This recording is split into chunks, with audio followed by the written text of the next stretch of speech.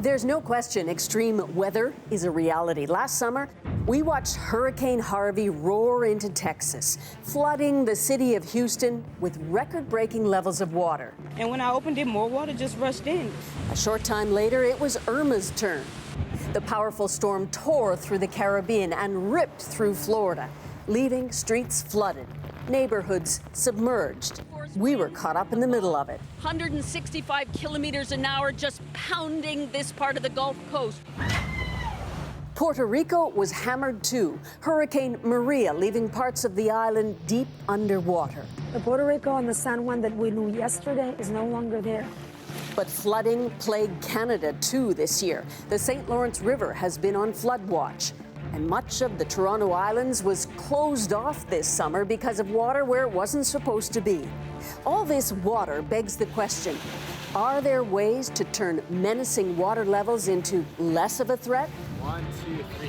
How should we prepare ourselves for extreme water?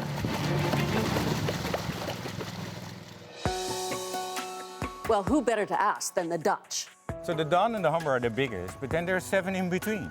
Henk Ovink is a water expert, a special envoy for international water affairs for the Netherlands. He says we need to reimagine how our cities are built and rethink our relationship to water. I met up with Henk Ovink earlier in Toronto. Hank, what can the Netherlands teach us about water? What not, I would almost say, but I want to be a little more modest. The Netherlands is a country that was, built on water. We were 2,000 years ago, a place where there was only water. Wetlands, rivers, a real delta, as you can see now in Bangladesh, a wet place. But we turned that water into an asset, because water also in those times was a way to move goods and people. And we learned how to organize ourselves with the risk that came with water. A lot of people think of the Netherlands and think of the boy with the finger in the dike. Right. That's a barrier. That's a barrier, yeah. But already in the 1100s, we said, next to building stuff, we need to organize ourselves around this. If we don't collaborate, if I build a dike around my house, the water goes to my neighbor, and then I have a conflict. So we organized ourselves on a regional scale in water authorities. Okay, so you were talking about the Netherlands arranging itself around water. So many communities, this summer in particular, were so afraid of water. Water drowned us all in North America this summer. So what are we doing wrong? Well, we see water as an enemy or not as a friend. So we don't take water into account when we plan our cities. People say Toronto is a city in a park, but there's hardly any park in the city. And that's what you saw in Houston and in other places, but also in Europe 1.5 years ago, when rain events flooded France, Germany and Austria. So when it rains, our cities can't deal with the water because we didn't take care of water storage, green capacity, green roofing to be able to deal with those extremes. So do we have to build more to keep the water away from urban centers? No, we have to change the way we build our cities and redevelop the existing. So with urban growth happening over the next decades, there's a real opportunity to waterproof our cities, to make them future-proof for that matter, and to be able to deal with those extremes, more droughts and more rain. But the existing cities, we also have to open up, make sure that they can hold the water longer, that they can capture it when it rains and then let go. Waterproof your city, that's Yes. a very fascinating idea. So how do we do that? Well, in different ways. Sometimes you have to move people out of harm's way. More parks, increasing open water bodies. In the Netherlands, we had a program. It was called Room for the River. We almost flooded in 1995 and evacuated 250,000 people and then thought, the rivers, we forgot about them. So we gave them more room and the capacity to flow. How did you give them more room? By moving people out of harm's way, taking agricultural land and making it temporarily available when there is a flood. We built an enormous park just north of Rotterdam. That's now a rowing facility for rowing in the World Championship.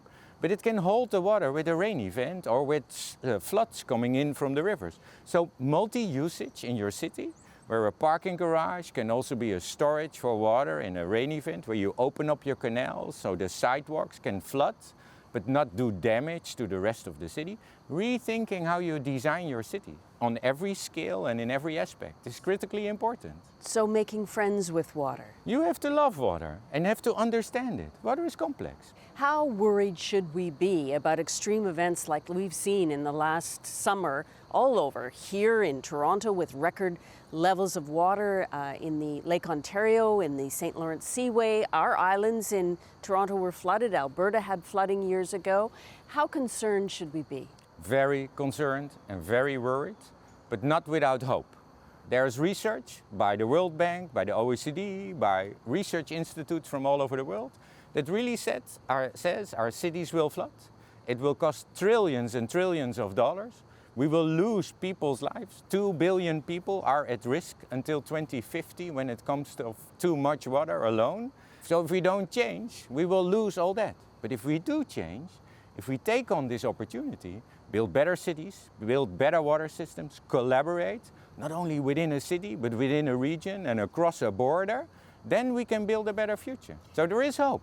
What you're talking about is a rethink, though, because most of us live in urban spaces that have infrastructure designed in the 1950s and 60s, which is wearing down already. But when you have a flood event, we hear more talk about more infrastructure, more cement, more walls, more retention. Are we going the wrong way? If that is the direction, you're going the wrong way. More concrete will not solve the water problem. Understanding water will. You have to go back to what the water wants. Look at the river. A normal river meanders. And then when there's too much water, it grows. That capacity you will never hold with a wall. I was in Peru advising the government on their response after the major floods in March. And you saw what the river did.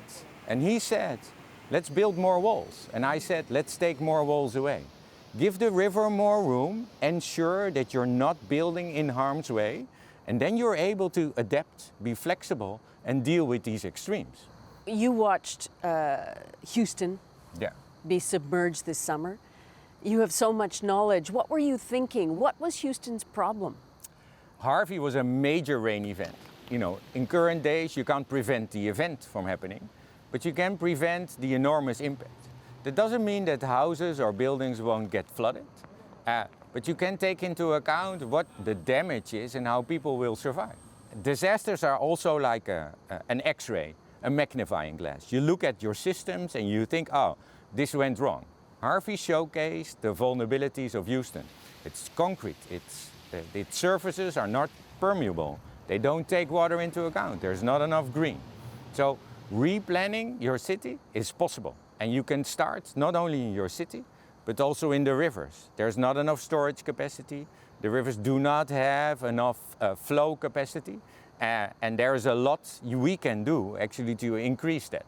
Henk, you obviously are passionate about water and you love water.